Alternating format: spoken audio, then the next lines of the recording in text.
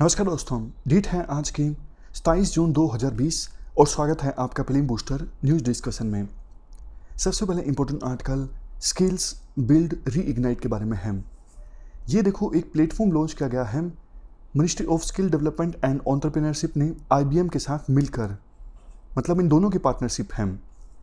ये प्लेटफॉर्म किसके लिए है? दोनों के लिए है। जॉब सीकर्स के लिए भी है, मतलब जो जॉब ढूंढना चाहते हैं, कुछ सीखना चाहते हैं, उनके लिए भी हैं, और जो बिजनेस करना चाहते हैं, स्टार्टअप वाले एंटरप्रेन्योर्स हैं, उनके लिए भी हैं। बहुत सारी चीज़ें मिलेंगी आपको इस प्लेटफॉर्म पे। जैसे जॉब सीकर्स के लिए काफ़ी सारे कोर्स हैं, वो ज्वाइन कर सकते हैं। IT फील्ड से संबंधित, साइबर सिक्योरिटी से संबंधित, ब्लॉकचेन से संबंधित, आर्टिफिशियल इंटेलिजेंस से संबंधित, और जो एंटरप्रेन्योर्स हैं, जो बिजनेस करना चाहते हैं, उनके लिए भी काफ़ी सारे कोर्सेज हैं। फाइनेंशियल मैनेजमेंट से संबंधित, बिजनेस स्ट्रेटजी से संबंधित, डिजिटल स्ट्रेटजी, लीगल सपोर्ट और भी बहुत सारे। इवन देखो हमारे देश के वेरियस ट्रेनिंग इंस्टीट्यूट्स के जो ट्रेनर्स हैं, for example national skill training institutes के ट्रेनर्स या फिर ITIs के ट्रेनर्स हैं, ये भी इस पोर्टल पे जाके काफ़ी सारे कोर्सेज को ज्वाइन कर सकते हैं, सीख सकते हैं और बाद में स्टूडेंट्स को सिखा सकते हैं।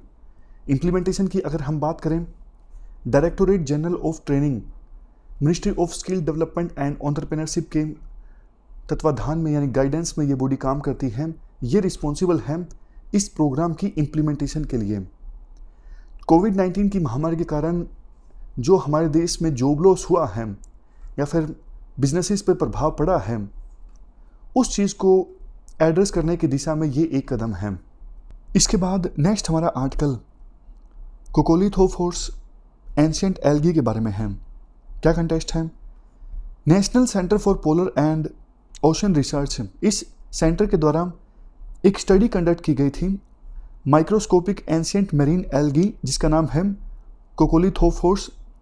इसके ऊपर स्टडी में ये पाया है कि साउदर्न इंडियन ओशन में जो कैल्शियम कार्बोनेट है, इसकी कॉन्सेंट्रेशन कम होती जा रही है।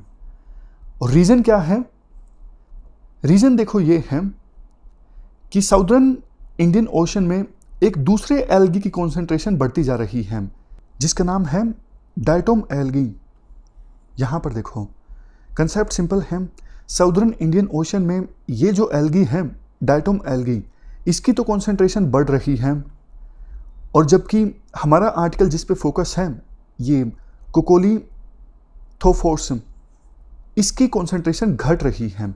इस वजह से साउदर्न इंडियन ओशन में कैल्शियम कार्बोनेट की जो कॉन्सेंट्रेशन है वो भी घट रही है। अब एक क्वेश्चन ये भी उठता है कि डायटोम एल्गी की कॉन्सेंट्रेशन क्यों बढ़ रही है? काफ़ी सारे रीजंस इसके लिए बताए गए हैं। क्लाइमेट चेंज, ओशन एसिडिफिकेशन, इसके अलावा साउदर्न ओशन में सिलिकेट की कॉन्सेंट्रेशन भी इंक्रीज हो रही है। अब देखो हमारा आर्टिकल जिस पे फोकस है ये कोकोलीथोफोर्स, इसके बारे में हम बेसिक जानकारी डिस्कस कर लेते हैं। ये सिंगल सेल एल्गी है जिसे वर्ल्ड के वेरियस ओशियंस में अपर लेयर में देखा जा सकता है। ये जो एल्गी है कोकोलीथोफोर्स, ये देखो मेरीन इकोसिस्टम में और ग्लोबल कार्बन साइकिल में पिछले लाखों करोड़ों सालों से इंपॉर्टेंट रोल प्ले करता आया है। इनके द्वारा मेरीन फाइटोप्लैंक्टन को कैल्सीफाई कर दिया जाता है। कैल्सीफाई करने का क्या मतलब है? कैल्सीफाई करने का सिंपल मतलब होता है कि किसी ऑर्गेनिज्म में कैल्शियम को ऐड करके हार्ड बनाना। तो इनके द्वारा फाइटोप्लैंक्टन को कैल्सीफाई किया जाता है, जो कि ओपन ओशंस में 40% कैल्शियम कार्बोनेट को प्रोड्यूस करते हैं। और वर्ल्ड में देखो जो total net marine primary productivity है उसमें 20% कंट्रीब्यूट किया जाता है इनके द्वारा।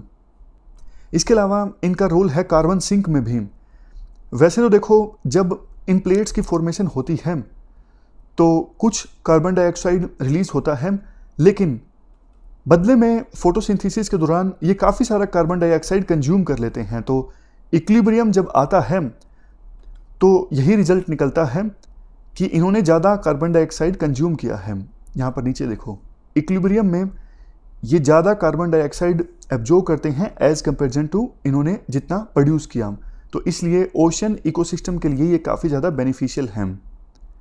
ये पीआईबी का आर्टिकल है। चलते हैं आगे। नेक्स्ट आर्टिकल लीशमैनियासिस के बारे में है। ये देखो एक ट्रॉपिकल डिजीज़ है, मतलब मेनली ट्रॉपिकल एरियाज़ में रहने वाले लोगों को ये डिजीज़ ज़्यादा होता है और ये नेग्लेक्टेड डिजीज़ है। मतलब इस डिजीज़ का इलाज करने के लिए दवाइयाँ मार्केट में नहीं हैं। देखो, ज़्यादातर जो वैक्सीन्स डेवलप की जाती हैं वो वेस्टर्न कंट्रीज़ के रिसर्चर्स के द्वारा की जाती हैं, और चूँकि ये डिजीज़ ट्रॉपिकल एरियाज़ के लोगों को परेशान करता है तो इसलिए ज़्यादा दवाई इस डिजीज़ के लिए है नहीं, ये नेग्लेक्टेड डिजीज़ है। अभी क्या हुआ है, national centre for sale science के रिसर्चर्स ने, ये सेंटर पुणे में है, इस सेंटर के रिसर्चर्स ने नए बायोमोलिक्यूल्स को फाइंड आउट किया है कालाजार में ड्रग रेसिस्टेंस से लड़ाई लड़ने के लिए। कालाजार क्या है? देखो, अभी हमने जो ये बात की लीशमैनियासिस, ये 3 तरह का होता है। विसरल लीशमैनियासिस, ये मल्टीपल ऑर्गन्स को प्रभावित करता है और इन तीनों में से सबसे सीरियस डिजीज़ है। उसके बाद क्यूटेनियस लीशमैनियासिस, इसकी वजह से त्वचा पर घाव हो जाते हैं और ये तीनों में से सबसे ज़्यादा कॉमन है। इसके बाद सबसे लास्ट में मस्कोक्यूटेनियस लीशमैनियासिस, इससे त्वचा पर घाव होते हैं और ये जो इंटरनल ऑर्गन्स के ऊपर मेम्ब्रेन होती है मकोसा, इस पर घाव होते हैं। तो ये 3 तरह के जो लीशमैनियासिस हैं उनमें से विसरल लीशमैनियासिस को कहा जाता है कालाजार। यहाँ पे पहली स्लाइड पे देखिए, कालाजार कहा जाता है विसरल लीशमैनियासिस को। कैसे ये स्प्रेड होता है? देखो, ये स्प्रेड होता है लीशमैनिया पैरासाइट से, जो कि ट्रांसमिट होता है सैंड फ्लाइज के काटने से। लास्ट में थोड़ी सी इन्फॉर्मेशन हम कालाजार के बारे में अलग से भी जान लेते हैं। जैसा हमने डिस्कस किया, लीशमैनियासिस 3 प्रकार का होता है और सबसे ज़्यादा सीरियस जो होता है विसरल लीशमैनियासिस, इसे कहा जाता है कालाजार या फिर ब्लैक फीवर या फिर डमडम फीवर। अगर देखो इलाज ना हो सही समय पर तो डेथ भी हो सकती है। फर्टिलिटी इस सिचुएशन में काफ़ी ज़्यादा होती है। स्प्रेड कैसे होता है? जैसा हमने पहले भी डिस्कस किया, लीशमैनिया वंश के प्रोटोजोआ पैरासाइट्स के थ्रू ये फैलता है और माइग्रेट कर जाता है इंटरनल ऑर्गन्स में, जैसे liver, spleen, bone marrow. Science and symptoms की बात करें, फीवर, वेट लॉस, फैटीग मतलब कमजोरी, एनीमिया मतलब खून की कमी, और उसके बाद स्प्लीन और लीवर में स्वेलिंग, ये सब सिम्टम्स हैं कालाजार के। चलते हैं आगे। Next article Vivekananda Yoga university के बारे में है। क्या कंटेस्ट है? जो हमारे स्टेट एक्सटर्नल अफेयर मिनिस्टर हैं वी मुरलीधरन, इन्होंने विवेकानंद योगा यूनिवर्सिटी को लॉन्च किया एक वर्चुअल इवेंट के थ्रू। ये वर्चुअल इवेंट ऑर्गेनाइज हुई थी न्यूयॉर्क में। ये देखो पहली योगा यूनिवर्सिटी है जो इंडिया के बाहर इस्टेब्लिश हुई है। कहाँ पर? लॉस एंजल्स में। जो हमारा अभी 21 जून को 6ठा इंटरनेशनल योग डे था, उस दौरान उस दिन इसे लॉन्च किया गया। यूनिवर्सिटी देखो एक ऑनलाइन मास्टर प्रोग्राम ऑफर करेगी योगा में, और यूनिवर्सिटी की जो क्लासेस हैं वो स्टार्ट होगी अगस्त 2020 से। कहाँ से फैकल्टी को रिक्रूट किया गया है?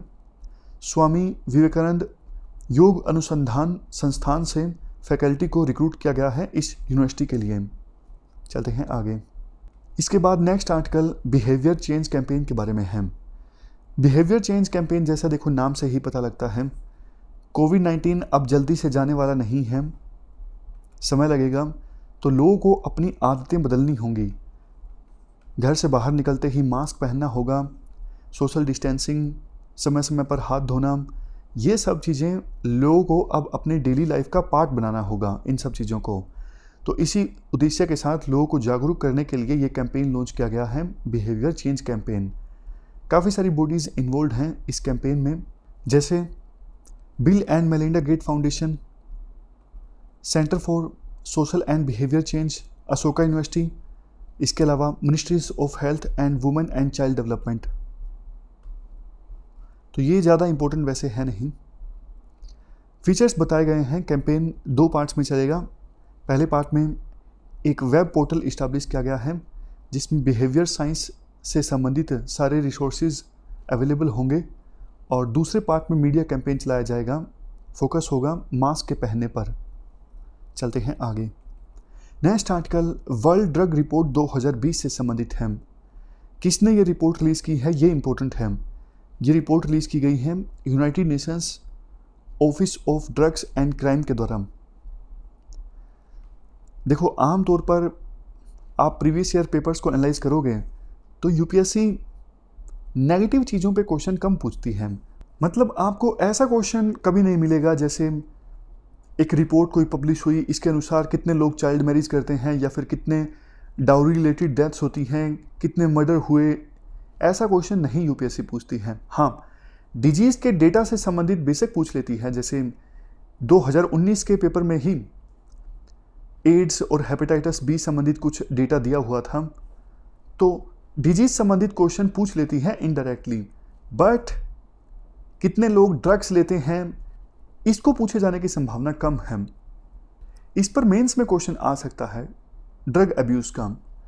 तो ये रिपोर्ट जो रिलीज़ की गई है वर्ल्ड ड्रग रिपोर्ट 2020 में, उसमें बताया गया है 2018 में पूरे वर्ल्ड में 269 मिलियन लोगों ने ड्रग्स लिए, जो कि देखो 2009 के अपेक्षाकृत 30% ज़्यादा है। और अभी तो महामारी है, महामारी की वजह से बेरोजगारी बढ़ेगी, जॉब अपॉर्चुनिटीज़ कम होंगी, तो ऐसी सिचुएशन में ड्रग अब्यूज़ ज़्यादा होगा। विभिन्न देशों को कोऑपरेट करना चाहिए इससे निपटने के लिए। हमने एडिटोरियल में इससे संबंधित आर्टिकल भी डिस्कस किया था। अभी देखो, वर्ल्ड में 35 मिलियन लोग ऐसे हैं जो ड्रग यूज़ के डिसऑर्डर से सफ़र कर रहे हैं। और 2018 में जो ड्रग सबसे ज़्यादा लिया गया ड्रग अब्यूजर्स के द्वारा वो है कैनाबिस, और सबसे ज़्यादा हार्मफुल ड्रग वो है ओपियोइड्स। अब लास्ट में ये 4 स्टेटमेंट्स हैं आपके सामने। इन स्टेटमेंट्स को आप ध्यान से पढ़ लीजिए और मन में सोच लीजिए आपके अनुसार कौन सी स्टेटमेंट सही है, कौन सी गलत है। देखो, पहली स्टेटमेंट कोकोलिथोफोर्स के बारे में, ये बिल्कुल ठीक है। सिंगल सेल्ड एल्गी है, वर्ल्ड के ओशंस में अपर लेयर में देखा जा सकता है। मरीन इकोसिस्टम और ग्लोबल कार्बन साइकिल में इम्पोर्टेंट रोल प्ले करती आई है पिछले लाखों करोड़ों सालों से, यानी मिलियन ईयर्स से। दूसरी स्टेटमेंट काला जार के बारे में, ये गलत है। ये बैक्टीरिया की वजह से नहीं होता है, प्रोटोजोआ की वजह से होता है। नेक्स्ट, स्किल बिल्ड री इग्नाइट के बारे में ये जो स्टेटमेंट है बिल्कुल सही है। ये सपोर्ट प्रोवाइड करेगा जॉब सीकर को भी और एंटरप्रेन्योर्स को भी। ऑनलाइन कोर्सेज मिलेंगे दोनों के लिए। लास्ट, विवेकानंद योगा यूनिवर्सिटी के बारे में, क्या ये पेरिस फ्रांस में इस्टेब्लिश हुई है? नहीं, यूएसए में लॉस एंजल्स में। तो ये थी हमारी आज की डिस्कशन। फिलहाल इस डिस्कशन में इतना ही है। Thank you very much for discussion.